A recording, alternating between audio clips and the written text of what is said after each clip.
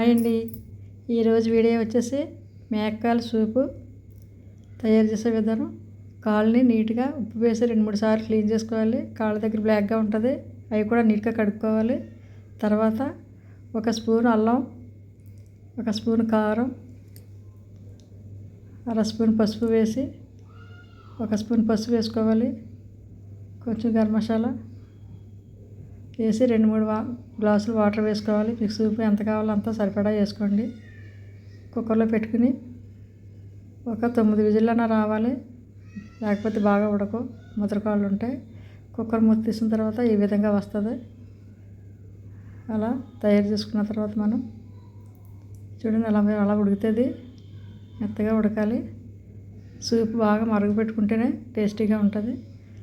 తర్వాత మనం కడాయి పెట్టుకుని కడాయి హీట్ అయిన తర్వాత ఆయిల్ పోసుకుని 2 బిర్యానీ ఆకులు, 2 ఉల్లిపాయలు చిన్నగా ముక్కలు కోసుకుని బాగా చిన్నగా చేసుకోవాలి, లేకపోతే మిక్సీ పట్టుకుంటే గ్రేవీ బాగా వస్తుంది. 2 పచ్చిమిరపకాయలు వేసుకుని బాగా వేపుకోవాలి.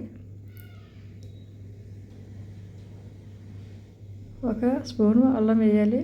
ఫస్ట్ మనం ఉడకబెట్టినప్పుడు వేసాం కదా, ఇప్పుడు కూడా 1 స్పూన్ వేసుకుని బాగా వేపాలి.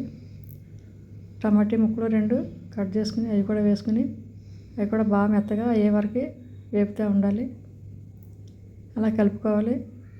మరి కొంచెం సాల్ట్ 1 చిన్న స్పూన్ వేసుకోండి, చూసుకుని వేసుకోండి. ఫస్ట్ ఉడకబెట్టినప్పుడు వేసాం కనుక ఇప్పుడు కూడా చూసుకుని వేసుకోవాలి సాల్ట్. బాగా వేపాలి. కొంచెం పసుపు, కొంచెం కారం 1 స్పూన్ వేసుకోండి. అన్నీ బాగా కలపాలి. కరివేపాకు వేసుకోవాలి. టయానికి కరివేపాకు లేదు కనుక నేను వేయలేదు. 1 స్పూను ధనియాల పొడి, 1 స్పూను జీలకర్ర పొడి వేసి బాగా వేపాలి. ఒక 2 నిమిషాలు మూత పెట్టి మగ్గనివ్వాలి. తర్వాత మూత తీసి మళ్ళీ కలుపుకుంటూ ఉండాలి. అడుగు చూడండి, అడుగు మాడిపోతుంది, అలా మాడకుండా తిప్పుతూ ఉండాలి.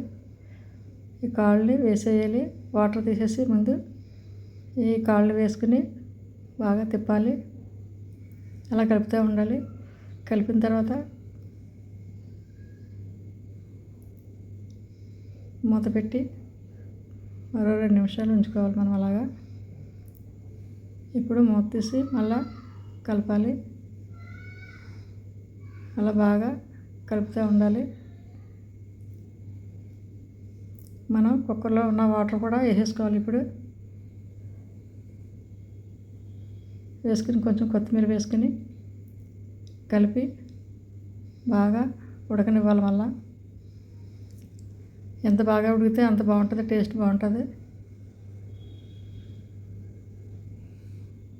ఇప్పుడు మూత తీసి చూద్దాం. చూడండి ఆ విధంగా వస్తుంది. అలా చిక్కగా అయ్యే వరకు మనం ఉడకబెట్టుకోవాలి. గరం మసాలా వేసుకోవాలి.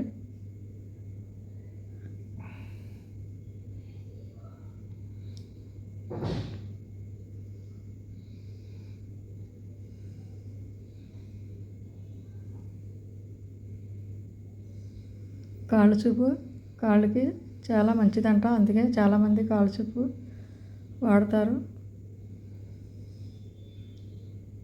కాళ్ళ నొప్పులు గట్రా తగ్గుతాయంటే ఈ కాళ్ళ సూపు తాగితేనే. కాల్షియం ఉంటుందని ఎక్కువగా వాడుతూ ఉంటారు. గ్రేవీ చూడండి అంత చక్కగా వస్తుంది. ఈ విధంగా తయారు చేసుకోవాలి. తయారైపోయింది కాళ్ళ సూపు.